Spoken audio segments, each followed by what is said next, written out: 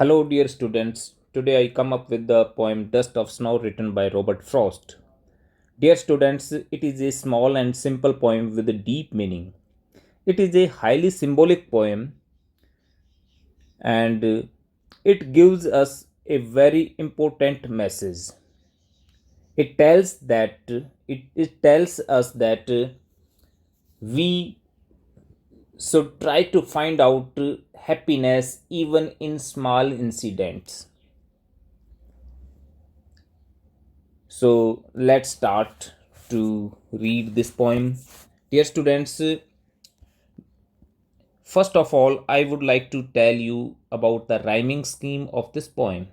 So you can see here that uh, crow, the word crow matches with the word snow, means sound of the crow and the sound of snow are similar. तो बेटा ये दोनों sound कैसे हैं, similar हैं। ऐसे ही मैं बात करूं आपसे कि मी एंड ट्री, इन दोनों का साउंड भी कैसा है, सिमिलर है। ठीक है, ये भी कैसा है, साउंड सिमिलर है। तो हमें यही देखना होता है कि राइमिंग पेयर वही होते हैं जिनका सिमिलर साउंड होता है। ऐसे वर्ड्स जो पोएम के लाइन के एंड्स में यूज किए जाते हैं और जिनका साउंड सिमिलर होता है। क्रो का साउंड स्नो से मैच कर रहा है, मी का ट्री से। अगर मैं इस क्रो को कहूँ, इस क्रो के साउंड को यदि मैं मान लूँ ए, तो फिर ऐसा ही साउंड है स्नो, ये भी ए हो जाएगा। और मैं मी के साउंड को मान लूँ अगर बी, तो सिमिलर साउंड क्या है, ट्री, तो ये भी बी हो जाएगा। तो इस प्रकार से ए बी फर्स्ट स्टैंजा की राइमिंग स्कीम हुई अपनी ए बी। तो बेटा ऐसे राइमिंग स्कीम हम फाइंड करते हैं। अब मैं बात करता हूँ सेकंड स्टैंजा में। सेकंड स्टैंजा में हार्ट का साउंड मैच कर रहा है पार्ट से और मूड का साउंड मैच कर रहा है रूड से। ठीक है, तो ये दोनों साउंड मैच कर रहे हैं और इधर ये दोनों साउंड मैच कर रहे हैं। यदि मैं हार्ट वाले साउंड को नाम दूं मैं सी, तो फिर ऐसा ही साउंड है पार्ट, ये भी सी हो जाएगा। और मूड वाले को अगर मैं डी नाम देता हूँ तो मूड जैसा ही रूड का साउंड है, ये भी डी हो जाएगा। तो हमें क्या मिला कि सेकंड स्टेंजा की राइमिंग स्कीम क्या बन गई है, सी डी। तो बेटा ये थी rhyming scheme of this poem. ठीक है, तो ये अब तक हमने बात की राइमिंग स्कीम की। अब हम इसको पढ़ना स्टार्ट करेंगे। सेकंड बात मैं ये कहना चाहूँगा कि इस पोएम में कहीं पर भी आपको कोई कोमा या फुल स्टॉप नज़र नहीं आएगा।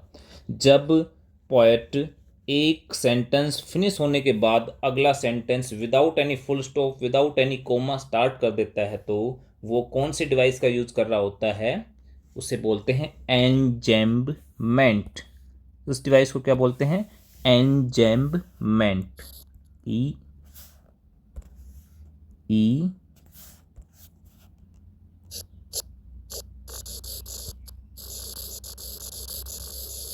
तो इस पोएम में एनजेम्पमेंट का यूज हुआ है, क्योंकि कहीं पे भी आपको कोई कोमा, कोई फुल स्टॉप नज़र नहीं आ रहा, मीन्स पंक्चुएशंस का यूज नहीं करता पोइट, तो वहाँ पे होता है एनजेम्पमेंट। तो डियर स्टूडेंट्स, अब हम इसको पढ़ना स्टार्ट करते हैं। मैं ये सब मिटा रहा हूँ। इसके बाद देखोगे आप कि यहाँ पर ये चीज़ें आपको मैंने बता दी। अब हम चलते हैं आगे वाले पार्ट पर, जो कि है एक्सप्लेनेशन का। देखो बेटा, ये जो वर्ड है रूड लास्ट में, इसका मीनिंग होता है, मैं लिख देता हूँ, इसका मीनिंग होता है हेल्ड इन रिग्रेट, मतलब अफसोस में भरा हुआ होना, किसी चीज़ के लिए अफसोस करना। ठीक है, हेल्ड इन रिग्रेट। तो बेटा इसमें क्या है कि पोइट बहुत ही उदास होता है, उसका दिन, उसका मूड ऑफ होता है और वो अकेला किसी हेमलक ट्री, हेमलक ट्री क्या होता है बेटा, एक ट्री होता है जो पॉइजनस ट्री होता है, धतूरे का पेड़ जिसको हिंदी में बोला जाता है, उस पेड़ के पास खड़ा है, उसके नीचे खड़ा है, पेड़ पर बर्फ गिरी हुई है और उस पेड़ पर एक क्रो बैठा हुआ है।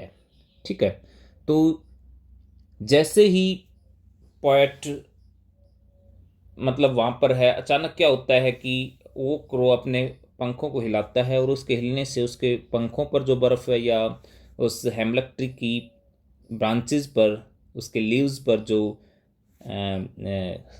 Dust particle, sorry snow particles हैं, वो उस पोएट पर गिरते हैं और इसी चीज़ से उसके अंदर एक नई चेतना, एक नई होप आ जाती है और उसका मूड चेंज हो जाता है। और वो अब क्या सोचने लगता है कि जो मेरा दिन खराब जा रहा था, आज मेरा जो मूड खराब था वो अब ठीक हो गया और मेरा बचा हुआ पार्ट जो है डे का, वो खराब होने से बच गया। ठीक है, तो यही इंसिडेंट जो falling of snow on the poet, यही इंसिडेंट क्या काम करता है, पोइट के मूड को चेंज करने का काम करता है। तो बेटा यहाँ पर पोइट ने एक तो क्रो, बर्ड्स में से क्या चुना है सिंबल के तौर पर, क्रो, और इसमें प्लांट्स में से हेमलक ट्री को उसने चूज किया है, जो कि क्या है, सिंबल्स हैं। Hemlock tree and crow are chosen by the poet. ठीक है, दोनों ही एक प्रकार से उदासी के सिंबल हैं, नेगेटिविटी के सिंबल हैं। क्रो किस चीज़ को यहाँ पर सिंबलाइज कर रहा है, सैडनेस को, उदासी को। ठीक है, या फिर बोल सकते हैं बुराई को, बैडनेस भी बोल सकते हैं। ठीक है, ऐसे ही हेमलेट ट्री एक पॉइजनस ट्री होता है, जहरीला, तो ये इविल, इविल मतलब बुराई होती है, या फिर हम कह सकते हैं डेथ, इनका सिंबल है, एविल का या डेथ का सिंबल है। तो बेटा सुक का मतलब क्या होता है, हिलाना, सेक की सेकंड फॉर्म होती है सुक। द डस्ट ऑफ स्नो कहा गया है, डस्ट होता है वैसे फाइन पार्टिकल्स मिट्टी के, रेत के, बट यहाँ पे स्नो के जो फाइन पार्टिकल हैं, बारीक बारीक पार्टिकल्स हैं, उन्हें डस्ट ऑफ स्नो कहा गया है। और मूड का मतलब होता है स्टेट ऑफ माइंड। ठीक है बेटा, स्टेट ऑफ माइंड। तो मैंने ये बताया आपको वर्ड मीनिंग के बारे में, सब कुछ रूड का मैंने बता दिया। अब हम इसको एक बार ट्रांसलेट कर लेते हैं। द वे ए क्रो सुक down on me the dust of snow from a hemlock tree. Poet बोल रहा है कि जब वो कहाँ पर खड़ा है, the poet is standing beneath A हेमलक tree, under A हेमलक tree, एक हेमलक ट्री के नीचे खड़ा है। कौन, पोइट। और ऐसे में क्या होता है, द वे ए क्रो, वो देखता है कि कोवे ने मतलब क्या किया, अपने पंखों को हिलाया और उस पर बर्फ डाली। तो बोल रहा है कि जिस तरीके से, द वे ए क्रो, जिस तरीके से कोवे ने, सुक down on me the dust of snow from A हेमलक tree, जिस तरीके से एक कौवे ने एक हेमलक ट्री से, मतलब धतूरे के पेड़ से, जो बर्फ के बारीक पार्टिकल्स हैं उनको हिलाकर मुझ पर गिराया। सुक डाउन ऑन मी मतलब हिला करके मुझ पर गिराया। हैज़ गिवन, देखो ये इस स्टेंजा में क्या हुआ है, केवल ये इंसिडेंट हुआ है कि बर्फ का गिरना, कौवे ने उसके ऊपर बर्फ गिराई है, पोइट पे जाकर के वो बर्फ गिरी है। अब देखो क्या कह रहा है अगले स्टेंजा में, जैसे ये इंसिडेंट हुआ ऊपर वाला, ये इंसिडेंट ऊपर वाले स्टेंजा में, तो नीचे वाले में क्या बता रहा है कि उससे क्या चेंज आया पोइट के मूड में, वो नीचे वाले स्टेंजा में बताएगा। Has given my heart A change of mood, कह रहा है कि इसी इंसिडेंट ने, कौन से इंसिडेंट ने, falling of snow, falling of dust of snow on the poet, इसी इंसिडेंट ने क्या कर दिया, पोइट के मूड को चेंज कर दिया। कह रहा है कि has given my heart A change of mood, कह रहा है कि इसी चीज़ ने मेरे हृदय की मूड को, मतलब मेरे स्टेट ऑफ माइंड को, मेरे मन को बदल दिया। जो कि पहले उदास था, जो मैं ये सोच रहा था कि मेरा दिन खराब गया, अब वो चेंज हो गया है। इसमें नेगेटिविटी भरी हुई थी, होपलेस, होपलेस था ये, और अब क्या हो गया, इसमें नेगेटिविटी की जगह पॉजिटिविटी आ गई है और होपफुल हो गया है। मीन्स इसमें एक नया नया उत्साह भर गया है। अब कह रहा है कि and saved from part of a day I had rued, कह रहा है कि इसी इंसिडेंट ने मेरा मूड बदल दिया और इसकी वजह से मेरा जो दिन खराब होना था, जो मेरा दिन खराब जा रहा था, वो बचा हुआ दिन का पार्ट, बचा हुआ दिन का हिस्सा खराब होने से बच गया। मीन्स अभी भी जो डे का बचा हुआ पार्ट है ना वो कम से कम मेरा बच गया खराब होने से, क्योंकि आई हैड र्यूड, मैंने क्या सोच रहा था, मैं तो अफसोस जता रहा था कि भाई मेरा दिन खराब है यार, मैं क्या करूँ, मेरा मूड खराब है, ऐसा सोच रहा था। तो कह रहा है कि इस मूड चेंज ने, इस चेंज इन मूड, इस चीज़ ने मेरा क्या कर दिया, दिन को खराब होने से बचा लिया। तो बेटा इसमें यही बताया गया है कि पोइट का मूड किस इंसिडेंट ने, कैसे एक स्मॉल इंसिडेंट ने, एक ट्रिवियल मतलब तुच्छ सामान्य से इंसिडेंट ने उसके मूड को चेंज कर दिया। ठीक है, तो यहाँ पर आपको यही चीज़ बतानी है कि एक यही मैसेज मिलता है कि एक स्मॉल इंसिडेंट भी हमारे मूड को चेंज कर सकता है। हमें ज़रूरी नहीं कि बहुत बड़े बड़े इंसिडेंट ही हमारी लाइफ में खुशियाँ लाते हैं। कह रहा है कि the little things in life can bring change, a huge change और हैप्पीनेस। कह रहा है कि छोटे छोटे इंसिडेंट या छोटी छोटी चीज़ें भी हमारी ज़िंदगी में बड़ी बड़ी खुशियाँ ला सकती हैं। ठीक है, और हमें हमेशा पॉजिटिव रहना चाहिए। हमें we should face difficulties in our life with with happiness, with boldness. ठीक है, हमें कभी भी घबराना नहीं चाहिए और डिफ़िकल्टी का सामना करना चाहिए। ठीक है, और छोटी छोटी चीज़ों में हमें खुशियाँ ढूंढने की कोशिश करनी चाहिए। तो बेटा अब मैं इसमें पोइटिक डिवाइसेस के बारे में बात करूँगा। पहला तो यहाँ पर देखो, सेकंड जो लाइन है इसमें क्या है, सेकंड जो लाइन है इसमें आपने देखा कि ओ ओ ओ ओ का रिपीटेशन है बार बार एक ही लाइन में। तो ओ साउंड के रिपीटेशन की वजह से, जहाँ पर वॉवल साउंड का रिपीटेशन हो एक ही लाइन में, तो वहाँ पर क्या होता है बेटा, एसोनेंस। इस डिवाइस को बोलते हैं एसोनेंस, ये एसोनेंस है।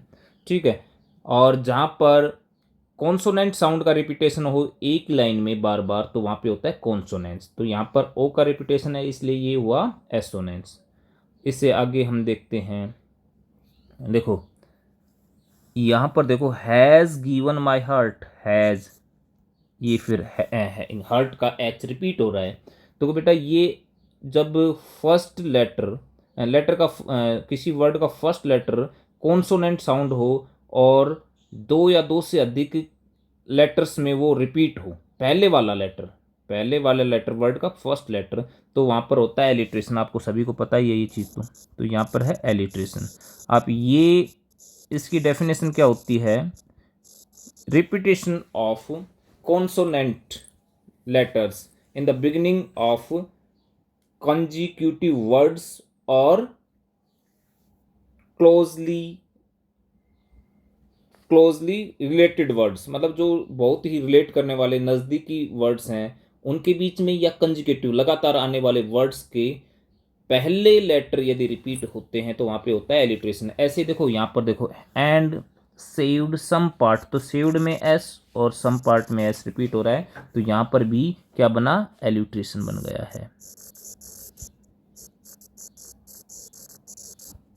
ठीक है, तो यही सब कुछ इस पोइम में था जो पूछा जा सकता है। यहाँ पर मैंने सिंबल बता दिए कि सैडनेस, क्रो किस चीज़ का सिंबल है, फियर का, सैडनेस का, फियर भी लिख सकते हो यहाँ पे, डर का, क्योंकि पोएट शुरू में कैसा है, उसने बर्ड क्रो को ही क्यों चुना, किसी अच्छे जैसे कोयल को क्यों नहीं चुना, क्योंकि कोयल मधुर आवाज़ वाली होती है, हैप्पीनेस की सिंबल होती है वो, क्रोज सैडनेस, फियर और बैडनेस का सिंबल होता है, और पोइट का मन भी कैसा है उस समय, मूड भी सैड है, इस वजह से उसने क्रो को ही चुना। हेमलक ट्री जो कि पॉइजनस ट्री होता है, और वो किसका सिंबल है यहाँ पे, एविल का, डेथ का, बुराई का, क्योंकि मूड जो है ना पोइट का वो बुरा है शुरू में, तो इसलिए उसने इन्हीं ट्री को इस पोइम में, हेमलक ट्री को और क्रो को ही चूज़ किया, क्योंकि उदासी को शो करने के लिए। ठीक है बेटा, यही सब कुछ था इस पोइम के बारे में। Thank you very much.